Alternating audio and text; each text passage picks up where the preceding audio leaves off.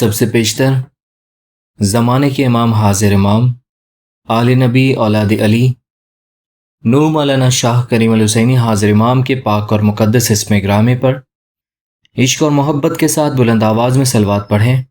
اللہم صلی علی محمد و آل محمد۔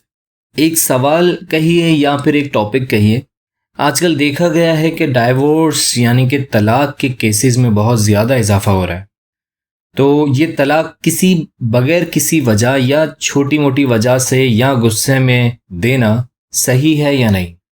اسلام میں طلاق یعنی کہ جسے ہم کھلا بھی کہتے ہیں، اس کی اجازت دی گئی ہے، لیکن اس وقت تک جب کوئی بھی سچویشن ایسی ہو جو آپ سے نہ سنبھل رہی ہو، کوئی تیسرا شخص یا پھر کوئی ادارہ یا کوئی ایسا انسٹیٹیوٹ جیسے کہ ہمارے پاس انسٹیٹیوشنز ہیں، ان سے بھی نہ سنبھل رہی ہو، صرف آخری حل ہی لگے کہ اب یہ جوڑا ساتھ میں نہیں چل سکتا، تو اس کیس میں آپ اس پہ جا سکتے ہیں، لیکن یہ عمل خدا کی نظر میں سب سے زیادہ ناپسندیدہ عمل ہے۔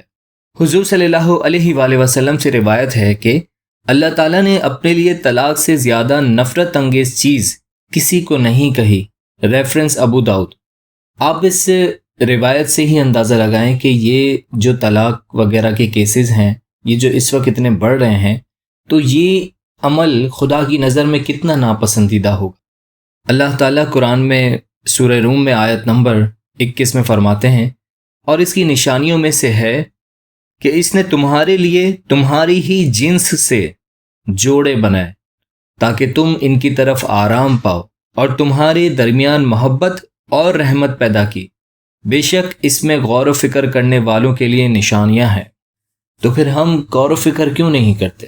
آپ اگر غور و فکر کریں تو خدا نے انسان کے لیے اسی کے جنس سے ایک جوڑا بنایا ہے، تو خدا کو کتنی تکلیف ہوگی جب ہم اسی جوڑے سے الگ ہو جائیں گے۔ تو امام جعفر صادق سے روایت ہے کہ البتہ اس بات کو قابل مذمت سمجھیں کہ لوگ اپنی بیویوں کو بغیر جواز کے طلاق دیں۔ ریفرنس دائم الاسلام۔ علی بن ابو طالب نے فرمایا، طلاق مکروہ ہے اور میں اس سے نفرت کرتا ہوں۔ ریفرنس دائم الاسلام۔ تو یہ بات بالکل واضح اور صاف ہے کہ طلاق کے لیے کوئی خاص وجہ ہونا لازمی ہے۔ کوئی ایسی چھوٹی موٹی وجہ جو آپ آپس میں ڈیل کر سکتے ہوں، اس وجہ سے آپ چھوٹی موٹی باتوں پہ ایک دوسرے کو طلاق نہ دیں۔ یہاں تک پہنچنے کے لیے ضروری ہے کہ آپ کسی سولوشن کی طرف سب سے پہلے جائیں۔ دراصل شادی اور کچھ نہیں مگر میاں اور بیوی کا ساتھ میں رہنے کا ایک معاہدہ ہے، وہ بھی خدا کو حاضر ناظر جان کر۔ دراصل یہ معاہدہ میاں اور بیوی کے علاوہ خدا سے بھی کیا جاتا ہے۔ تو آپ یہ معاہدہ جب آپ کوئی ڈائیورس یا طلاق لے رہے ہوتے ہیں، تو یہ معاہدہ آپ خدا کی نظر میں خدا سے بھی توڑ رہے ہوتے ہیں۔ قرآن میں ایسے اختلافات کو شقاق کہا گیا ہے جس کا مطلب دو ٹکڑے ہو جانا، اور اسلام میں کہا گیا ہے کہ اگر آپ کو جوڑے کے درمیان خلل کا اندیشہ ہو تو ایک ثالث میاں ایک ثالث بیوی کی طرف سے مقرر کریں۔ اس کا مطلب اسلام جہاں تک ممکن ہو خاندانی تنازعات کو عدالتوں میں لے جانے سے گریز کرواتا ہے۔ جب تک مشاورات پر میاں بیوی دونوں رضامندی نہ ہوں تب تک مشاورات کی کوشش کرتے رہیں اور اسے جاری رکھیں۔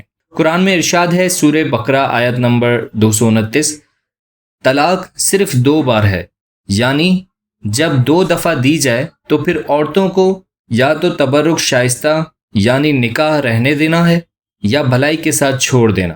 اس کا مطلب طلاق بھی آپ ایک ساتھ ایک ہی ٹائم پہ 3 طلاق نہیں دے سکتے۔ یہ کوئی بچوں کا کھیل نہیں ہے۔ آپ ایک بار طلاق دیں، پھر اس کے بیچ میں کوئی ٹائم ڈیوریشن رکھیں، پھر سمجھ نہ آئے تو دوسری طلاق دیں، پھر بھی اگر سمجھ نہ آئے تو اپنے راستے جدا کر لیں۔ قرآن اس بات کو واضح کرتا ہے کہ طلاق 3 قسطوں میں دی جائے۔ قرآن میں ارشاد ہے، اے نبی صلی اللہ علیہ وآلہ وسلم، مسلمانوں سے کہہ دو کہ جب تم عورتوں کو طلاق دینے لگو تو ان کو ان کی مقررہ مدت یعنی کہ عدت کے لیے طلاق دو، اور مقرر کردہ دنوں کی تعداد کا حساب کرو اور اپنے اللہ سے ڈرو۔ اس طرح قرآن صرف اس صورت میں تسلیم کرتا ہے کہ جب آپ طلاق کو 3 قسطوں میں دیتے ہیں، یعنی کہ پہلی طلاق آپ نے دی، اس کے بعد کچھ ڈیوریشن دیا، ساتھ میں رہیں، ایک دوسرے کو سمجھیں، شاید وہ ریزالو ہو جائے، پھر نہ سمجھ آئے پھر دوسری طلاق دیں، پھر ایک دوسرے کو سمجھیں، بات چیت کریں، پھر بھی اگر نہیں ہوتا تو پھر تھرڈ ٹائم آپ جو ہے اپنا راستہ الگ کر سکتے ہیں۔ نبی کریم صلی اللہ علیہ وآلہ وسلم کے دور حیات میں یہ بھی رجحان رہا ہے کہ ایک ہی بار میں 3 طلاق دینا، جو کہ صحیح طریقہ نہیں ہے۔ بیان کیا جاتا ہے کہ نبی صلی اللہ علیہ وآلہ وسلم نے اس وقت غصے کا اظہار کیا جب ان کے علم میں یہ بات آئی کہ ایک شخص نے ایک ساتھ 3 طلاق دی ہیں، اور اس طرح دی گئی طلاق کو آپ صلی اللہ علیہ وآلہ وسلم نے منسوخ کر دیا۔ ریفرنس مسند۔ یہ بات درست ہے کہ طلاق کی اجازت ہے، لیکن چونکہ اس سے تمام خاندانی تعلقات خراب ہوتے ہیں، اس لیے اس ناپسندیدگی کی نگاہ سے دیکھا جاتا ہے، اور اس کی اجازت صرف انتہائی صورتوں میں دی جاتی ہے، جب شوہر یا بیوی کی طرف سے ازدواجی ذمہ داریوں کو نبھانا ناممکن ہو جائے۔ غصے میں دی گئی طلاق یا اسی وقت 3 طلاقیں دے دینا، اس بات کو قبول نہیں کیا گیا ہے۔ آخر میں امام کا فرمان ایک کوٹ کرنا چاہوں گا۔ 8 جولائی زنزبار 1945 میں فرمایا، ضروری ہے کہ بیواؤں اور طلاق یافتہ لوگوں کی شادی دوبارہ کی جائے، اس طرح دوبارہ نکاح کرنا بہت اچھا ہے اور اس سے بہت فائدہ ہوگا۔